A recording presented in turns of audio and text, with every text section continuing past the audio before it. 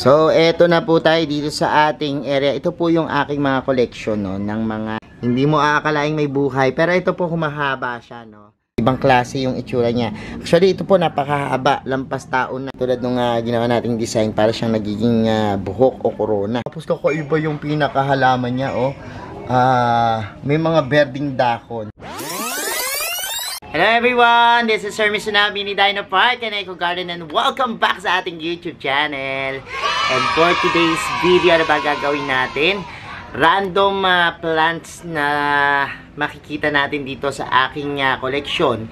Papakita ko sa inyo, no? At hahanga kayo, tiyak, ano? Kasi marami tayo ditong mga plants na hindi pa natin na-featured. Pero pasadahan lang natin, ano? Kung ano yung madaanan natin na kakaiba, sasabihin ko sa inyo kung ano yung mga pangalan nila at kung paano ko sila inaalagaan, ano. Samahan nyo ako ngayong araw na to. Kung ready na kayo mga ka-MDP, tutok lang po.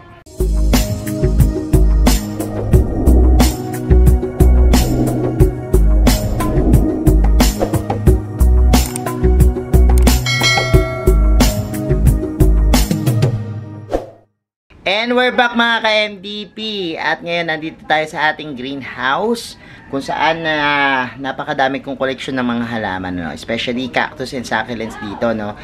And dito lang tayo mag-focus, no? Dun sa ating mga nakahilera dito. Dahil dito pa lang po sa area na to, ang dami na nating mga iba't ibang klaseng halaman na makikita, no? Pero meron ako sigurong mga 5. Yung pinaka makita natin na randomly mapukaw yung ating mata. Tingnan natin, ano, kung ano yung mga kakaibang halaman dito. Tara, tingnan natin na malapitan. So, eto na po tayo dito sa ating area. Ito po yung aking mga collection, no, ng mga iba't ibang klaseng cactus.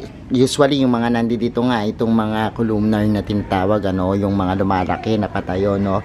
At ngayon, pipili tayo dito ng halaman na ipapakilala ko sa inyo, no. Baka sakaling may magustuhan kayo, lalo na yung kung gusto nyo ay mga kakaiba at medyo rare na plants, ano, yung mahirap hanapin. So, simulan na natin dito sa ating ano ba, unang pumukaw sa mata ko. Ito siguro, itong mahaba na to, yan yung tinatawag na Xerophagia Adriani, no, yung pangalan niya, no. Yung kanya pong katawan, kita nyo, no. Pag titingnan nyo, parang patay na. Parang dead balls na, no. Pero ang itsura po na yan ay nakakahawig sa mga halamang stinky, no. Ang nakakatuwa po dito sa ating halaman na to, ilang days pa lang po yan ito kasi sa doktora ng bayan to, dito pinabagsak sa ating yung kakaibang halaman na yan. And ang nakakatuwa, napakabilis niya pong mag-evolve, ano. At kita nyo, grabe, meron na siyang mga suloy, no. At makikita nyo naman yung kakaibang dahon niya. Ayan, no. Ganyan po yung klase ng dahon, ano. Etong Xerophagia Adriani, ano. Napakaganda po ng kulay. Kakaiba siya, no.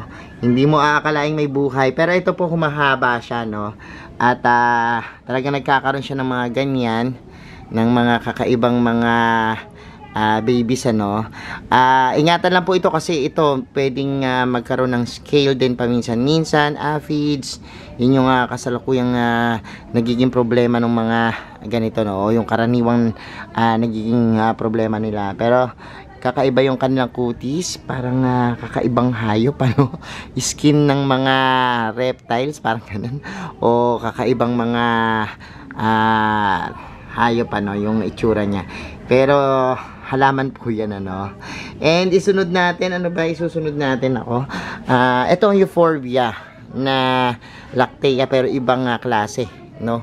Yung kanyang itsura, yellow-green, tapos meron siyang pinaka design, no, na dark green and yellow-green. At ito po, parang ang tawag namin dito, marble, no, Euphorbia lactea marble, no. Ibang klase yung itsura niya. Actually, ito po napakahaba, lampas taon na, no, yung ating halamang ito.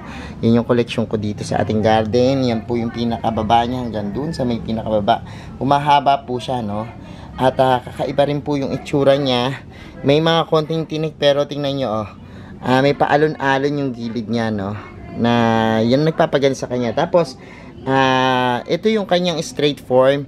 Nagki-crested din yan paminsan. Ayan o, may mga ganyan factor. Yes, pinakataas, nagkakaroon ng konting-konting dahon lang, no? Alam niyo naman yung euphorbia, minsan may dahon, minsan wala. Pero ano pa man, talagang yan, naglalagas lang man yan, pero bumabalik pa rin yung pagtubo. Isusunod natin, ano yung susunod natin? Ito ang amak. Yan, no? So, pang ilan na yan? Pangatlo, no? Pero siguro, dagdagan na natin kung ano yung makita natin dito na mga kakaiba, no? Itong amak, maganda rin, no? Puting-puti yan. Meron ako ditong malaking amak. Ayan siya, look. Napakalaki, no? At, ayan, tumataas na rin yan. Ito, pwedeng rain or shine, ano? Basta maging stable, no? Yung amak, unlike nung mga ibang columnars natin, green and blue, ito po white na white, ano, yung kanyang itsura. Next natin, ano pa ba yan? Itong Euphorbia mamillaris, no?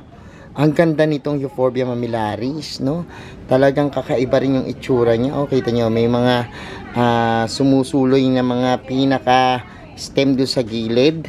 Pero ito pwede rin, ano, parang mga corn na yellow at na white and green yung kanyang variegations, ano. Ang ganda nito, isang kakaibang halaman itong Euphorbia mamillaris, no. Next natin, this one. Ang ganda, no. Ang tawag naman dito is Euphorbia green Y, no. Green Y. Sa una, pag titingnan mo, bluish yung kanyang kulay. Tapos, meron siyang pinaka-outline na black. Yung mga tinik niya, kulay black din, ano. Pero ito, mabilis pong dumami to, no. Ang bilis lumago. Maganda siya sa headpat, ano.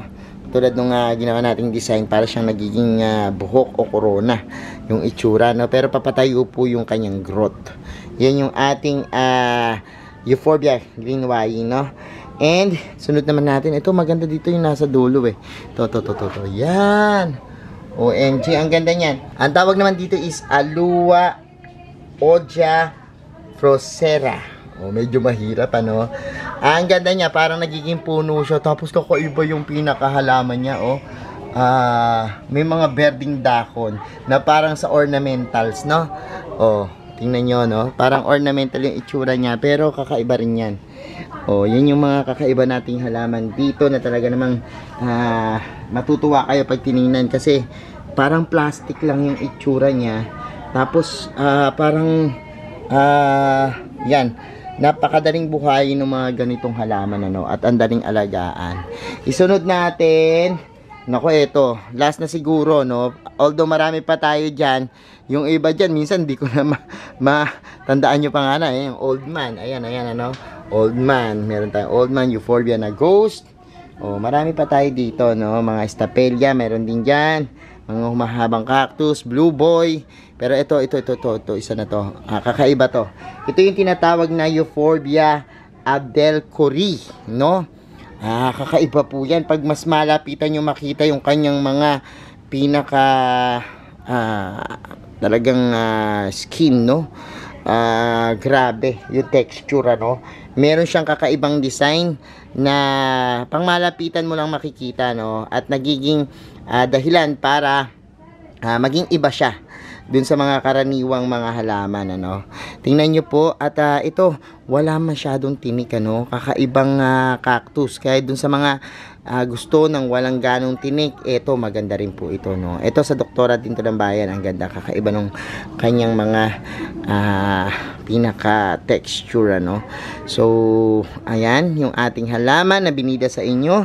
Actually, marami pa po yan, hanggang doon. Marami tayong pwedeng i-feature dyan, no. Kaya lang inuna muna natin to, no. At least meron kayong idea kung halimbawang makakita kayo ng ganyang halaman. Pero sabi ko nga po sa inyo, medyo mahirap hanapin yung mga ganitong plants, ano. At hindi siya common na makikita lang sa ating mga bakuran. Yung iba dito ini-import pa namin at talaga nga sa ibang bansa nang gagaling, ano. Pero dito naman sa atin, marami na rin nakapagparami niyan at may mga collectors items na yan na na-propagate na, no. Pero sabi ko nga sa inyo, napakadaling alagaan ng mga to. Kahit hindi mo pansinin araw-araw, mabubuhay ka na, no? Doon sa mga taong beginners, no? Para sa pag-aalaga ng halaman, ideal yan sa inyo, no? Na hindi basta-basta mapapatay. At the same time, kapag busy kayo sa inyong mga ginagawa, or marami kayong talagang trabaho, pwedeng ito yung alagaan nyo, no? Maganda sila.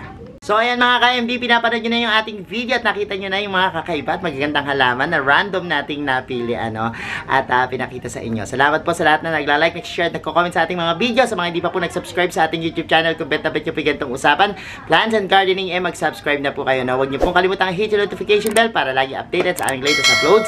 Pati po sa iba't iba nating social media accounts, sa ating TikTok, Instagram, Facebook pages, search nyo na po Hermie Sunako or Mini Dino Park in Eco Garden, makikita nyo na yan. Salamat ng maraming mga ka-MDP, and this is Hermie Sunako nagsasabi sa inyo ng happy planting. Bye-bye!